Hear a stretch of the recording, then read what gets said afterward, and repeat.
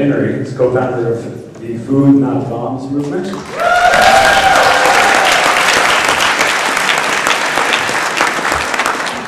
As you already know, apparently, cooking aid, I think it's supposed to be collective, cooking aid and sharing vegan meals for the hungry for 30 years. Thank you.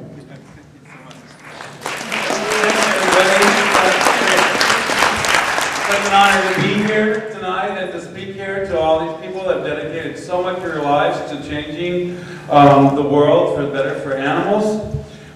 In Food Not Bombs, 30 years ago, we were 8 young people. I was 23. We wanted to somehow reach the general public about the message of what we were calling vegetarian, which now we're calling vegan lifestyle. And we wanted to connect all aspects of our life in one kind of action and message where we would reach the general public that actually, in most cases in 1980, really had no idea that you could live by eating a plant-based diet. So we would go, some of the earliest things that we did is I was a produce worker. I was throwing away lots of really wonderful produce every day that was just a little blemish, couldn't be sold. And we started to gather that and take that to housing projects and to daycare centers, battered women's shelters, and provide them with organic food, something that was not really known about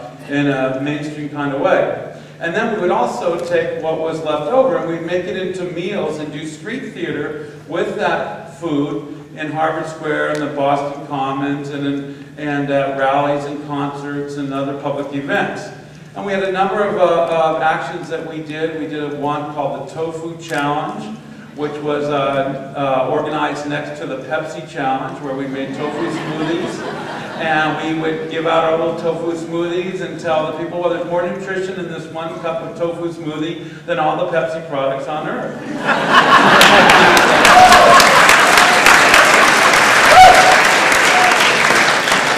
So we also came across this poster that said, wouldn't it be a beautiful day if the Pentagon held a bake sale to buy a B-1 bomber? And so we thought, why don't we bake some vegan cookies and other baked goods and dress up as generals and stand out on the street with our little sign and tell people we're trying to buy a B-1 bomber.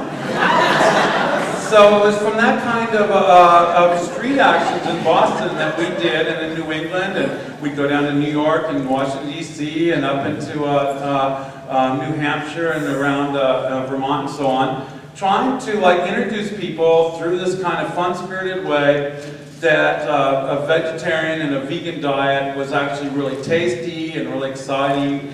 We made tofu pies for Thanksgiving and things like that. And then eventually, after 8 years of that, I decided to move to San Francisco, and I organized a second chapter there, and I took notes on how we were going to do it. And to our surprise, we got arrested on August 15th, 1988. 9 of us were arrested serving vegan meals in Golden Gate Park. And this inspired people to contact us to get arrested in their town serving vegan meals. So today, now we share free vegan meals in over 1,000 cities of the world every week.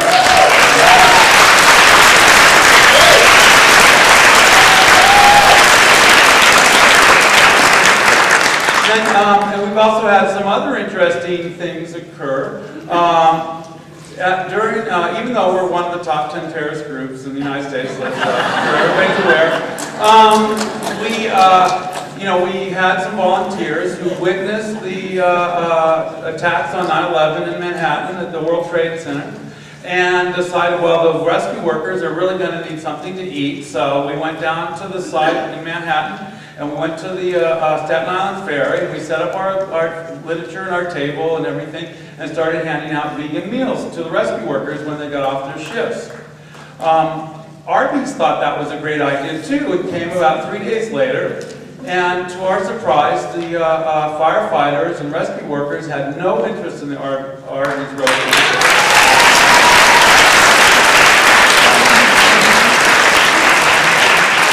And we reminded them to much of the odor that they were smelling in the rubble of the Twin Towers. We don't know how many of those rescue workers remained vegan after that experience, but it's possible many did. Then there was Hurricane Katrina, and we started mobilizing a few days before the hurricane hit. We thought we were going to help out FEMA and the Red Cross. To our surprise, when we got down there, FEMA and the Red Cross were not providing food. The Red Cross gave out our number as the official number for food, and we served free vegan meals in 20 cities of Louisiana.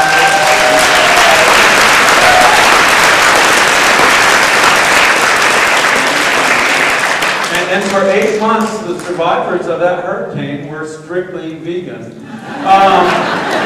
So we also, a number of other things that we have done for years. Since the Great American Meat Out, we have provided free vegan meals outside of McDonald's and other actions. We've also, we joined the McLibel campaign early on with the British activists.